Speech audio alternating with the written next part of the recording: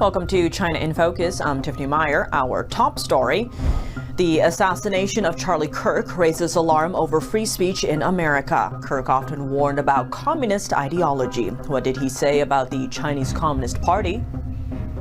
The Chinese Communist Party is the biggest enemy of America, period. Hard stop. I'm focused on Xi Jinping's reign of terror, not Vladimir Putin's at all. And what's behind the raid of a South Korean factory in Georgia, and how could it impact U.S.-South Korean relations? An expert weighs in. This is a message that President Trump is sending in the context of the South Korean raids and the South Korean totalitarian things that are approaching totalitarianism that are increasingly happening in South Korea under the present administration. North Korean leader Kim Jong-un appears to have chosen his successor, his daughter Kim Joo-ai. South Korean lawmakers said she accompanied him on a recent visit to China.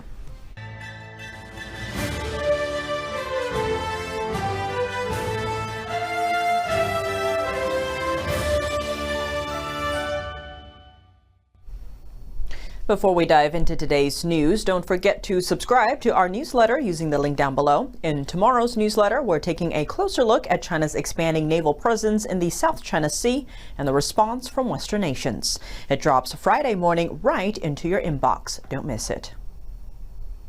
The nation is reacting to the shocking news of the assassination of Charlie Kirk.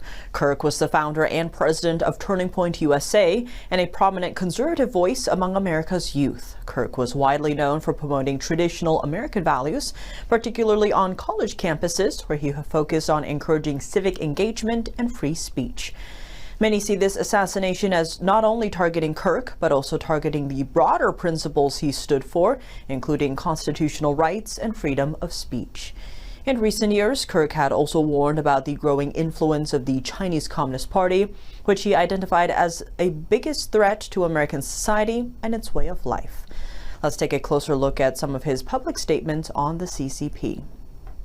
Many Americans who fled communist countries compare woke culture and cancel culture in America to what they experienced in their home countries. They see it as an example of communism's influence in the U.S. Last September, Charlie Kirk interviewed Xi Van Fleet, a U.S. citizen who escaped China. Socialism has been here. It's just getting worse and worse. Right now, it is a communist takeover. And I just can't believe. I thought some 36 or 7 years ago when I left China, I thought I left communism behind me. I thought I embraced the freedom, that freedom will always be here. How wrong was I? Kirk also highlighted 3 key features of China's communist revolution. He wrote, quote, "The leaders used 3 steps, promised free stuff, take the guns, censor dissenting voices. Sound familiar? Communism is literally knocking at America's door. We must never let it enter," unquote. A clear sign of socialism's growing footprint in America is New York City mayoral candidate Zohran Mamdani. He supports free public transportation, free child care, and even city-run grocery stores. According to communists, socialism is the first stage on the path to communism.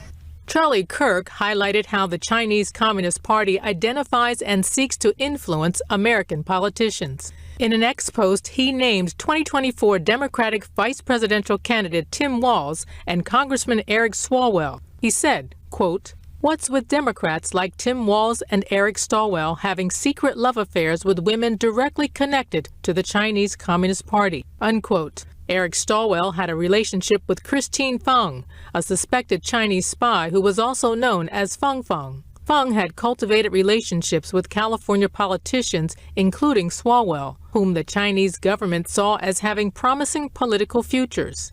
Tim Walz was reportedly having a romantic affair with Jenna Wang, the daughter of a high-ranking communist official, during his 1989 teaching stint in China. In another post, Kirk pointed out that Judge Angel Kelly participated in a judicial exchange program with Communist China. Cheap Chinese goods are everywhere, but at what cost? Charlie Kirk cited U.S. Secretary of State Marco Rubio, warning that China now controls key parts of Americans' daily lives. Everything from the blood pressure medicine we take to what movies we get to watch and everything in between, we will depend on China for it. They have come to dominate the critical mineral industry supplies throughout the world. Amid ongoing U.S.-China trade tensions, Beijing's rare earth export ban highlights the strategic risk of relying on China for critical materials. China also hoarded medical masks during the COVID-19 pandemic. Kirk pointed to the U.S. Treasury Secretary's comments, crediting Trump's policies for exposing China's true nature. You might even say that he goaded China into a bad position. They responded. They have shown themselves to the world to be the bad actors. Charlie Kirk, a close ally of President Trump, played a key role in helping him win the 2024 election. He often shared Trump's view on policy, especially on one of the biggest threats, the Chinese Communist Party flooding America with deadly fentanyl. We've lost millions of people due to fentanyl. It comes mostly from China, but it comes through Mexico and it comes through Canada. The Chinese Communist Party sees America as enemy number one. That's not new. It's always been that way. Through the Belt and Road Initiative, Beijing is expanding its influence, even in America's backyard, like Panama. The Panama Canal has long been under the control of a Hong Kong-based company, one heavily influenced by the CCP. Kirk cited the U.S. Secretary of War, warning young Americans about the growing threat. I want to be very clear. China did not build this canal. China does not operate this canal. And China will not weaponize this canal. Together, we will take back the Panama Canal from China's influence. In 2022, Charlie Kirk told NTD-TV, Communist China is America's #1 enemy. The Chinese Communist Party is the biggest enemy of America, period, hard stop. I'm focused on Xi Jinping's reign of terror, not Vladimir Putin's at all. This year, in a post on X, he said the Trump administration is leading the world in the fight against Communist China. He wrote, quote, "The world was waiting for America to lead against China. They've been ready and willing to unite against the CCP. President Trump is finally bringing that leadership to the world stage. Every move made up until now has been a buildup to focus on China." An unbridled evil that's gone on for more than 20 years. The Department of Health and Human Services confirms that forced organ harvesting is still happening in China. HHS wrote on X, quote, "In China, forced organ harvesting of prisoners has continued for over 20 years. To affirm the sanctity of human life, America must sever its ties with China's organ transplant system." The department also stressed the need to prevent similar practices from taking place in the U.S. The department added that it had exposed systematic violations of the dead donor rule in U.S. hospitals, where organs are harvested from patients who may not be fully deceased. Human rights groups have also confirmed that Chinese hospitals have been forcibly harvesting organs from prisoners of conscience, including Falun Gong practitioners, over the past 2 decades on a wide scale. Federal agents just made the biggest e-cigarette bust in U.S. history, seizing more than $86 million worth of illegal products. The U.S. FDA and customs officials confiscated about 4.7 million of them in Chicago on Wednesday. According to health officials, nearly all of it came from China. The imports were also mislabeled to sidestep U.S. duties and FDA approval. The FDA has now issued a warning to the 37 firms responsible for these imports. They're under investigation for providing false information at customs. Since the beginning of this year, U.S. Customs has intercepted more than 6 million illegal e-cigarettes with a total value of more than $120 million.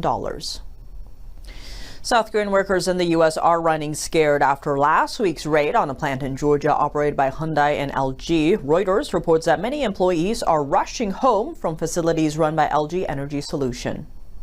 It's the world's #2 car battery maker and has 7 plants in the U.S., including 4 under construction.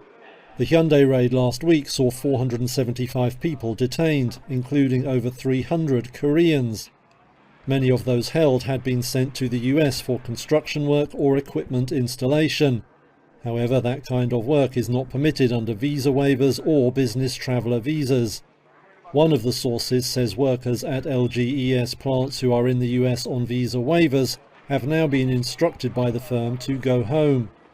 The company has reportedly told subcontractors to make contingency plans and hire local workers. concerned that the situation will hamper its operations in the US. LGES wouldn't comment on that, but did say it had told all workers on business trips to the US to head home or remain at their residences. South Korean companies say they have struggled to obtain suitable visas for the workers needed at high-tech plants in the US, and have come to rely on a loose interpretation of visa rules. South Korean media reports say Seoul and Washington will now discuss creating a new visa category to address the problem. However, on Thursday, President Lee Jae-myung said the raid was likely to leave his country's businesses hesitant about investing in the US. Meanwhile, a plane has arrived in Georgia to take home the workers detained in the raid. It's expected to take off on Thursday morning East Coast time. Seoul has asked that its nationals now be allowed to depart quickly and without handcuffs. For more on the raid and the current state of U.S.-South Korea relations, we bring on Morse Tan. He's the former U.S. Ambassador at Large for Global Criminal Justice and Dean of Liberty University School of Law. I think it's highly significant to see the context of this news. And the context is that President Trump met with Lee Jae-myung in the White House. And note that he called out in social media the revolution and the coup that has happened in South Korea. And he was saying that we can't do business with that.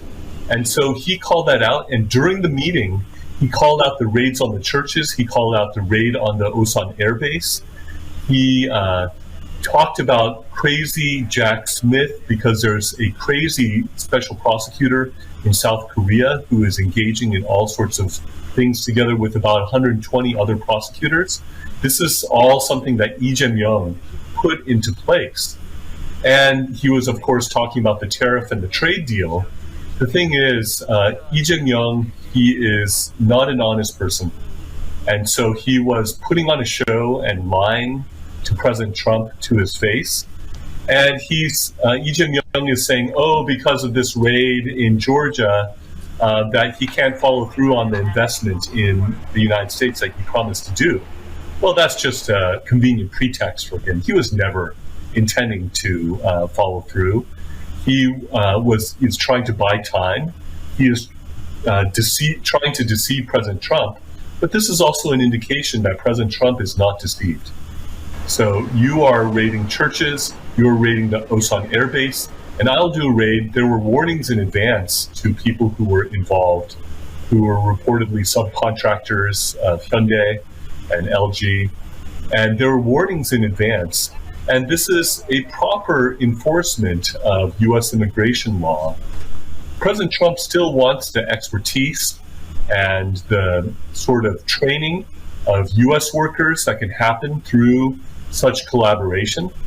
But this is a message that President Trump is sending in the context of the South Korean raids and the South Korean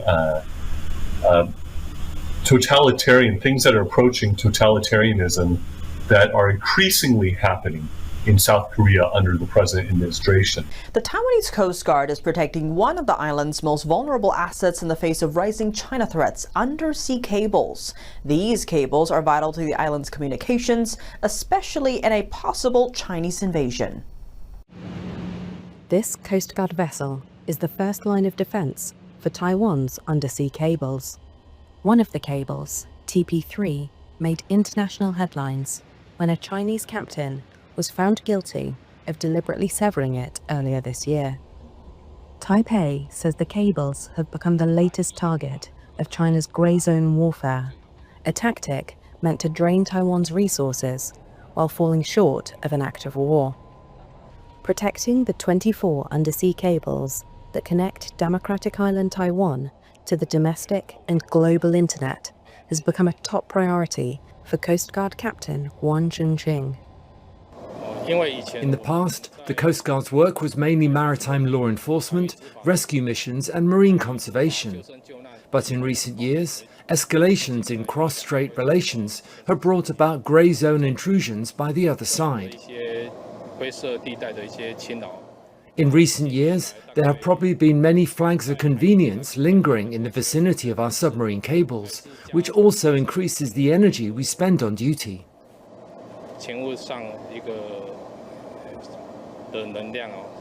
Last month, Reuters became the first media outlet to join him on one of these patrols. In the waters near TP3, Coast Guard vessels are now conducting 24-hour patrols. An alert system detects vessels that come within a kilometre of TP3 at slow speed, and operators at radar stations work to identify suspicious ships, the Coast Guard said. Wang Jingcheng is Deputy Director of Patrol Area Office 6. If a freighter passes by or stays anchored above a submarine cable, in fact, the warning system of the submarine cable will trigger the ship's alert system and warn it. So if the ship deliberately stops above the submarine cable, we cannot rule out that there is an intention behind this behaviour. Taiwanese authorities have connected 2 incidents of suspected underwater sabotage with China-linked boats this year. China's Taiwan Affairs Office did not respond to a request for comment. It has previously said that Taiwan was manipulating possible Chinese involvement in the severing of undersea cables and making up accusations before the facts were clear. Beijing views Taiwan as its own territory and claims the strategic waterway. Taipei rejects China's territorial claims. A gray zone strategy refers to tactics that fall between peace and a full-scale war. For example, Beijing's applying pressure on Taiwan through a mix of military maneuvers, cyber attacks, and economic measures. It's also trying to infiltrate Taiwan through propaganda or information campaigns. China's goal is to take control of Taiwan without actually declaring war. Coming up, 7 Chinese nationals sentenced in South Africa. They were found guilty of trafficking dozens of Africans and exploiting them in a factory. North Korean leader Kim Jong-un appears to have chosen his successor, his daughter Kim Jae-ai. South Korean lawmakers said she accompanied him on a recent visit to China. Protests, fire, and the resignation of Nepal's communist prime minister. What happens next? That and more in just a minute here on China in Focus.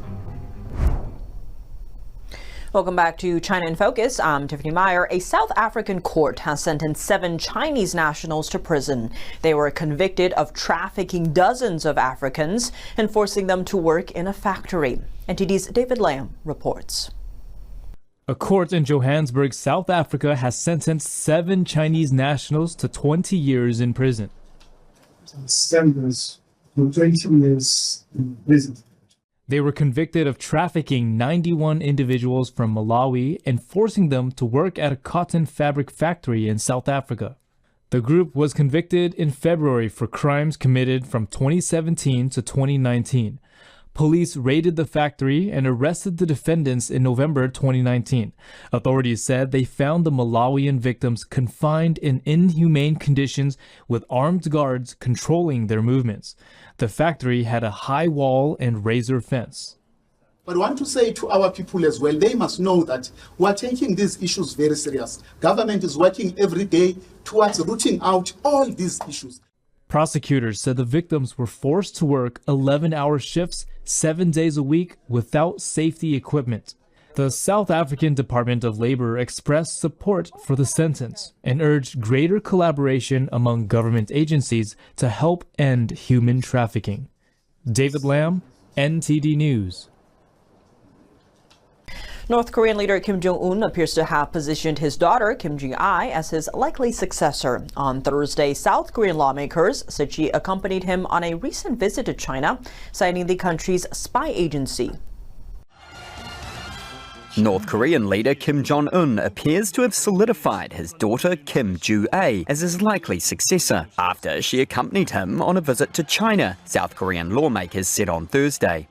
Jae, estimated to be around 13 years old, stayed at the North Korean embassy and avoided the public spotlight during the Beijing visit. But analysis by South Korea's National Intelligence Service shows the purpose of her visit was to complete a narrative to solidify her position as a potential successor. Here is South Korean lawmaker Lee Seong-kyun. North Korea was seen making every effort to minimize exposure of Kim Jong-un and Kim Ju-ae's biometric information. They were staying in the North Korean embassy, and supplies and waste were transported by special aircraft. Ju-ae was first shown to the world in state media photos in 2022, and her public appearances in diplomatic settings have increased from 2023. The unprecedented trip to Beijing saw Kim watch a large-scale military parade with Chinese President Xi Jinping and Russian President Vladimir Putin. Kim also held bilateral meetings with Xi and Putin in a bid to show North Korea was no longer an isolated country and was trying to restore relations. The South Korean intelligence agency believed that economic ties would inevitably expand following the meeting between Xi and Kim. However, it is most likely through unofficial trade, according to the lawmakers. A communist-controlled Asian country is going through major changes. Soldiers in Nepal are guarding the parliament and patrolling deserted streets after its Prime Minister, KP Sharma Oli, resigned on Tuesday. Ali was the president of Nepal's Communist Party. His resignation follows clashes between anti-corruption demonstrators and police, despite an indefinite curfew which left 19 people dead. Former Nepal Prime Minister KP Sharma Oli's home was set on fire by protesters on Tuesday after he resigned from office as anti-corruption demonstrators defied an indefinite curfew and clashed with police. It comes a day after 19 people died and at least 100 were injured trying to storm Parliament in protest of a social media ban. In his resignation letter to Nepal's president, 73-year-old Oli said he has quit to, quote, facilitate the solution to the problem and to help resolve it politically in accordance with the constitution. The unrest is the worst in decades in the poor Himalayan country, as protesters also set fire to other politicians' homes. Nepal has struggled with political instability and economic uncertainty since protests triggered the abolition of its monarchy in 2008. Organisers of the protests have called them demonstrations by Gen Z, driven by young people's widespread frustration over a perceived lack of action to tackle corruption and boost economic opportunities. After the Communist Prime Minister's resignation, two candidates have emerged as front-runners. One is a former Chief Justice, and the other is the mayor of Nepal's capital, Kathmandu. Neither of them is a communist. That's all for today's China in Focus. I'm Tiffany Meyer. If you have any feedback on the show or have something you'd like to see us cover, send us an email at chinainfocus@ntd.com. We'd love to hear from you. For on-the-clock original news coverage, visit us at ntd.com or download our NTD app. Thanks for watching. See you tomorrow.